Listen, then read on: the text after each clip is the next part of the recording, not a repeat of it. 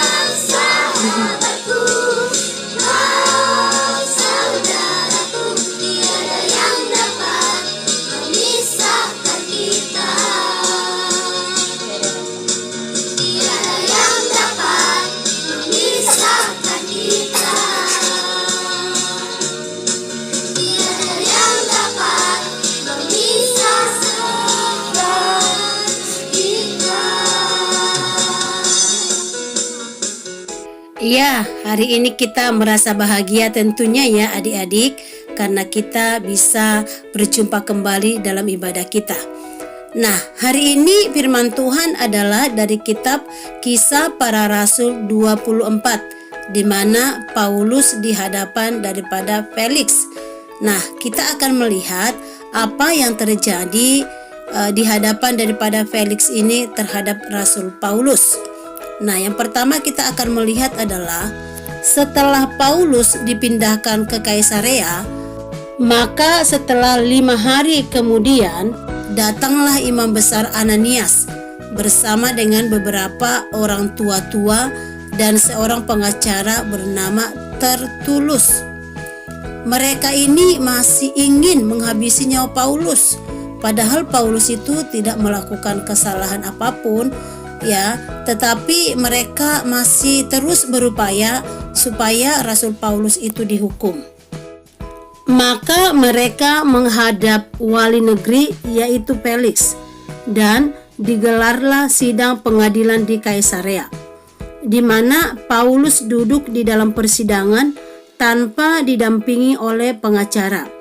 Sementara pendakwanya adalah imam besar Ananias dan beberapa orang tua-tua Yahudi dan seorang pengacara bernama Tertulus. Nah, adik-adik, apa sih yang mereka dakwakan kepada Rasul Paulus itu sehingga mereka begitu sangat getolnya untuk menghukum Rasul Paulus? Nah, kita akan melihat ada 3 yang mereka dakwakan kepada Rasul Paulus. Yang pertama adalah Rasul Paulus itu dituduh sebagai pembuat keonaran. Yang kedua adalah Rasul Paulus dituduh sebagai pemimpin sekte. Yang ketiga adalah di mana Paulus dikatakan melanggar kekudusan bait Allah. Setelah mereka memberikan tuduhan atau dakwaan itu kepada Rasul Paulus, wali negeri memberikan kesempatan kepada Paulus untuk membela dirinya, di mana Paulus berkata bahwasanya Paulus membantah semua tuduhan Tertulus. Ia mengakui sebagai orang yang percaya pada hukum Taurat dan hidup seturut jalan Tuhan. Dan Paulus menantang siapa saja yang bisa membuktikan kejahatannya supaya ditunjukkan di dalam persidangan tersebut, supaya semua apa yang dituduhkan kepada Rasul Paulus itu bukan hanya fitnahan atau omong-omong saja, tetapi harus ada buktinya. Tahu nggak adik-adik, setelah dilihat dan dipertimbangkan, Paulus tidak didapati kesalahan atau kejahatan yang serius. Jadi di dalam persidangan itu, setelah dipertimbangkan, kejahatan daripada Rasul Paulus tidak ada yang serius. Maka dengan itu Rasul Paulus dikenai hukuman ringan. Dia tetap masuk penjara, tetapi dia bisa dilayani oleh sahabat-sahabatnya. Dan adik-adik tahu nggak, walaupun Rasul Paulus ini ada di penjara, dia menggunakan kesempatan yang ada itu dengan baik. Dia dengan begitu berani memberitakan Injil kepada Felix dan istrinya. Wow, betul-betul luar biasa ya. Rasul Paulus ini memiliki keberanian yang sangat luar biasa untuk memberitakan Injil. Kiranya keberanian daripada Rasul Paulus ini bisa kita tiru ya adik-adik. Kita tetap berani menyatakan iman percaya kita kepada Tuhan Yesus dimanapun kita berada.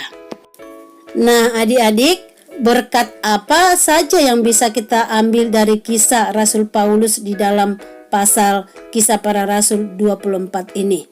Yang pertama adalah Paulus berani menyatakan kebenaran. Yang kedua, Paulus tidak takut di penjara. Yang ketiga adalah Paulus selalu menggunakan kesempatan untuk menginjil.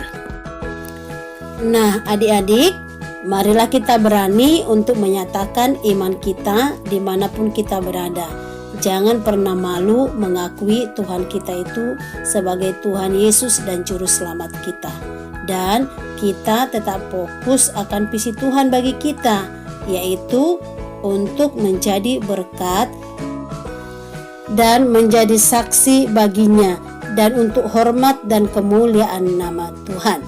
Nah adik-adik, demikianlah firman Tuhan kita pada hari ini. Kiranya Tuhan Yesus terus memberkati kita dan dimampukan kita untuk bisa menjadi berkat dan saluran berkat-Nya untuk memberitakan Injil. Mari kita bersatu di dalam doa. Terima kasih Tuhan Yesus buat kebenaran firman-Mu pada hari ini. Kami sudah belajar tentang Rasul Paulus. Kiranya Tuhan melimpahi kami keberanian untuk kami bisa menyatakan terus iman percaya kami dimanapun Tuhan menempatkan kami, dan dimampukan Tuhan kami dan diberikan kami kesempatan untuk memberitakan Injil-Mu kepada orang-orang di sekitar kami. Terima kasih Tuhan Yesus. Tuhanlah yang memberkati kami. Seluruh anak-anak sekolah minggu juga diberkati oleh Tuhan. Para orang tua mereka juga diberkati oleh Tuhan. Dan kami semua guru-guru sekolah minggu diberkati oleh Tuhan. Dan tak lupa juga kami berdoa untuk semua keluarga besar kami dan juga untuk bangsa kami Indonesia. Tuhanlah yang memberkati bangsa kami. Kiranya keselamatan-Mu juga turun atas bangsa kami. Tuhanlah yang melimpahi anugerah-Mu. Di dalam nama Tuhan kami Yesus Kristus kami berdoa dan bersyukur kepada-Mu Tuhan. Haleluya. Amin.